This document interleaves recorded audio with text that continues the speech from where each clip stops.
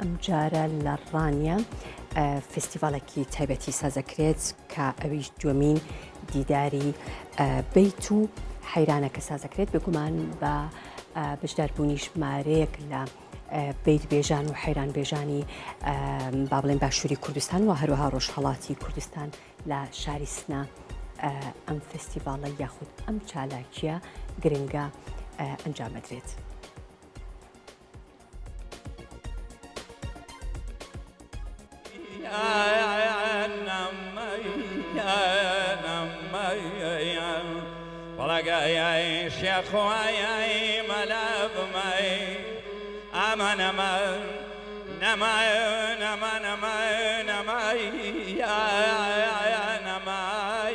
دانانی ئەم جۆرە فستیڤالانە لە هەر چوار پارچە بەڕاستی زۆر پێویستە. ئەلانەوە دومین فستیڤالە لە ڕانیە دەکرێت بریات لە هەموو شارەکان بکرایە، نەک ساڵە جارێک دوو جار سێ جار بکرایە، چون بەڕاستی زۆر پێویستە. ئەلان بیت و حەیران بتایبەت بەداخەوە جوانەکان ئێمە زۆر کەمتر دەیانڵێنەوە. بۆ نمونە مەسەلەن لە کوردستانی ڕۆژهەڵات ئێمە تا چەند ساڵەوە پێش پەنجا کەسی بیت بێژ و حەیران بێژمان بوو بەداخەوە هەمویان فەوتیان کردو و مردوون. ئەلان 5-6 نەفەرمانێ جا بۆەوە زۆر پێویستە ئەم فستیڤالانە بکرێت و بەردەوام بن لە دانانی ئەم فستیڤالانە بۆی کە جوانەکانمان بیان لێنەوە و گویان بۆ بگرن و گرنگیان پێ بدەن. بۆ بیتیش بەڕاستی ئێمە ساڵان ئێمە ئەسەن ناوچەی مکوریان بیت کوتن لێرەوە فێر بوون. ئەلان بەداخەوە لەوانەیە بڵم لێرە هەر بیت بێژمان زۆر کەمە یا هەر نییە.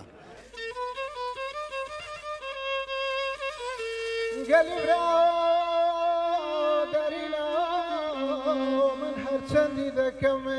لەوێ کۆنە دنیایێ خاسی دەچی بە متمانیم وە دەست ناکەوی بینێرە مەکنێ بەشنێ باریک و دووچاوێ بەڵەگە پێم خۆشە بە هەموو شارێ ئێمە بیت و حەیران بۆ کوردی و کوردەواری بڵێن بووە هەموو مەسڵمانی وەڵڵاهی لە پارڕە و شارڕە شاڕیە وە دەستم پێکردۆ خدا ئەفریقا حەسەن زەری خوانم دیوە بەم شە بێ منی هەڵبیڵێم کەشاوەڕیشم لەسەر زنجار جێرەم دەکەن هەر دۆرم گۆرانیم لە کورد و دەڵ بخۆم ئاوە بەیرەندە و پیرانە پێڕوونە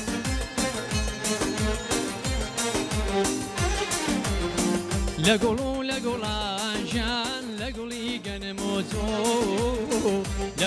لە گوڵانژان لە گوڵی گەنمۆتۆ نەژیە و زاڵەمەی ژان دەیبریم لە تۆی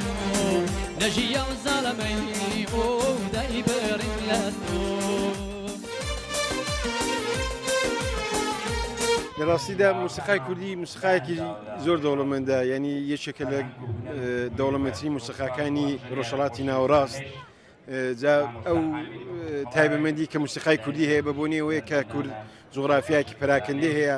هەر کام لە ناوچەکانی کوردەواری خاوەن موسیقای مەقامی تایبەت بەخۆیان هەیە، بە تایبەتەوەی کە زمانی کوردی خاوەنی ئەو چوار زاراوە و دیالێکتە کوردیێشە هەموو زاراوە کوردیەکان موسیقای تایبەت بەخۆیان هەیە. یعنی موسیقای مەقامی کوردی بە تایبەت ئەوەی کە ئاوە ڕەنگاڵەیە بە بۆنی ئەو ڕەنگاڵە بوونەوەی ئاوە جوان و بە نرخ و ئەو تۆیە، یعنی تۆ دێنی چاو لە موسیقای گەلانی دیکە دەکەی هەر موسیقای کوردی تەنانەت فقط موسیقا مەقامەکەی کە دەبێتە بریتین لە بیت و حەیران و لاوکو و لێلێ و هۆرە و سیاچەمانە و مەقاماتی تەمبور و ئەو بابەتگەر مەقاماتی گەرمیان هەر یەکەی تایبەتمەندی خۆیان هەیە. جا گرنگیدان بەو زۆرە فستیوالانە دەبێتە هۆی کە بەتابەت دەگەر لە عاسینی و دەوڵەتیش ئەگەر هەموو چوار پارچەی کوردستانی بەشدار بن دەبێتە هۆی کە ئەو لە هەر شوێنی لە هەر مەڵبەندەی گوڵێک و مەقامێکی تایبەت کە دێت لێرە کۆ دەبێتەوە.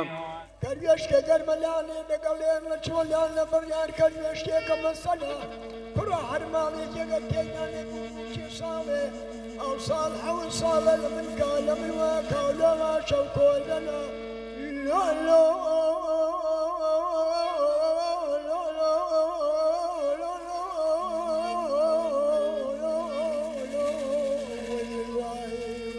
دەمەوێت زیاتر لایانی پەیوەندیدار بوو هەموو هونەرمەندەکان پەرە بەوی شێ بدەن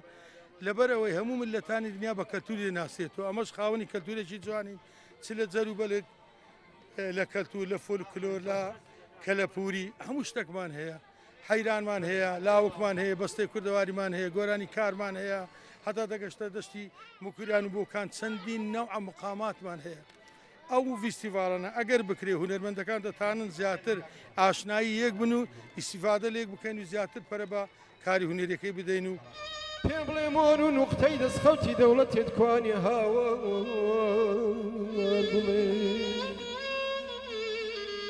وەرە گوڵێ جوانی سنگ سەدە فێمەمک فینجانی دایک حدودی باب کەحلانێ وەرە گوڵێ گەرە تۆ حدودی حەداڵەتی محەندەکی پێم بڵێ نۆر و نوقتە و دەستخەتی دەوڵەت تێتوانێ هاوە وەرگوڵێ دارێمەک بەڕێوەبەراتی ڕۆشنبیر و هونەری ڕاپەڕین بە مەوسی ئاوردانەوە و گرنگدان بە هونەری بەیتی و حەیران هونەرێکی ڕەسەنی بە زیندوی بمێنێتەوە و ئامانجی ئێمەیە بۆی بتوانێن ئەم هونەری بەیت و حەیران ئاشنای بکەین بەنەوەی نوێدا کە ئەم ساڵ جیاوازتر لە ساڵانی ڕابردوودا بە بەشداری تەواوی هونەرمەندانی کوردستانی ڕۆژهەڵات و باشووردا لە هونەرمەندانی شارەکانی بۆکان و سەردەشت و مەهابات و لە گەرمیان و لە سلەیمانی و لە هەولێر و لە ڕەواندزدا هونەرمەندان بەشداریان کردووە بەڵگایای داگایای خورشید نەما نەما نەما نەما نەما نەما نەما نەما نەما